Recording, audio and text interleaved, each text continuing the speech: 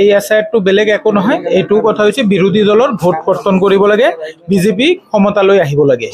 কোনেও আপোন নহয়, এই বিজেপিৰ ক্ষমতাৰ বাহিৰে তেওঁলোক কোনেও আপোন নহয়। এতিয়া তেওঁলোকে হয়তো কিছু জাগাত দেখুৱায় যে তেওঁলোক হিন্দু বাঙালীহঁতৰ বঙালী মানুহখিনিৰ খুবেই আপোন, কিন্তু তেওঁলোক হৈছে এইটো এটা তেওঁলোক ললিপপহে জাষ্ট। আজি চাওক, কিছুদিন পূৰ্বে বিহাৰত বিজেপি চৰকাৰে ইলেকশ্যন কমিশনৰ জৰিয়তে এছআইআৰ তেওঁলোকে কৰিছে আৰু আমি দেখিছোঁ যে তাতে ৬৫ লাখ ভোটাৰৰ নাম ভোটাৰ লিষ্টৰ পৰা কৰ্তন কৰিছে। মই ভাবোঁ যে যিখিনি আমি পাই আছোঁ, এই এছআইআৰটো বেলেগ একো নহয়, এইটো কথা হৈছে বিৰোধী দলৰ ভোট কৰ্তন কৰিব লাগে, বিজেপি ক্ষমতালৈ আহিব লাগে।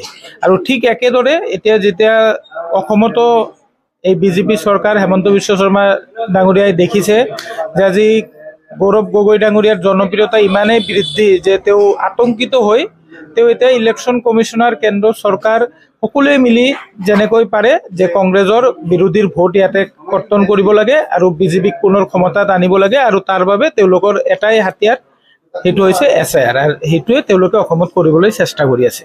সেইটো আতংকিত হ'বই, কাৰণ তেওঁলোকৰ চাওক কোনেও আপোন নহয়, এই বিজেপিৰ ক্ষমতাৰ বাহিৰে তেওঁলোক কোনেও আপোন নহয়। এতিয়া তেওঁলোকে হয়তো কিছু জাগাত দেখুৱায় যে তেওঁলোক হিন্দু বাঙালীহঁতৰ বঙালী মানুহখিনিৰ খুবেই আপোন, কিন্তু তেওঁলোক হৈছে এইটো এটা তেওঁলোক ললিপপহে জাষ্ট।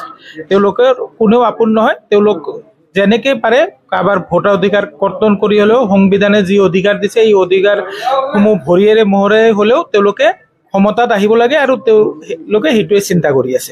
অকল ৰাজনীতি আপুনি চাওক, আজি হিন্দু বঙালীসকলক লৈ ৰাজনীতি কৰি আছে। আজি আপুনি চাওক ব্ৰহ্মপুত্ৰ ভেলীৰ পৰা কেইজন হিন্দু বঙালী মন্ত্ৰিত্ব আছে হেমন্ত বিশ্ব শৰ্মাৰ চৰকাৰক আপোনালোকে নিশ্চয় চাওক। আজি যেতিয়া কংগ্ৰেছ চৰকাৰ আছিল, 4জনকৈ হিন্দু বঙালী মন্ত্ৰিত্ব লাভ কৰিছিল, কিন্তু আজিৰ দিনটোত আজি এই ব্ৰহ্মপুত্ৰ ভেলী, আজি যিটো আমি ইফালে ইমান ডাঙৰ অসমত ব্ৰহ্মপুত্ৰ ভেলীত তেওঁলোকৰ কিন্তু এটা বঙালী মানুহকো মন্ত্ৰিত্ব প্ৰদান কৰা নাই। এইটোও বুজা যায় যে কেৱল হিন্দু বঙালীসকলক তেওঁলোকে কথাৰ ফুলজাৰিৰে তেওঁলোকে কৰি আছে, মানে ব্যৱহাৰ কৰি আছে, ভোটটো লৈ আছে, কিন্তু সঁচা ক্ষেত্ৰত উন্নয়নৰ কথা তেওঁলোকে হিন্দু বঙালীসকলৰ উন্নয়নৰ কথা তেওঁলোকে কেতিয়াও চিন্তা কৰা নাই আৰু ভৱিষ্যতেও চিন্তা নকৰে।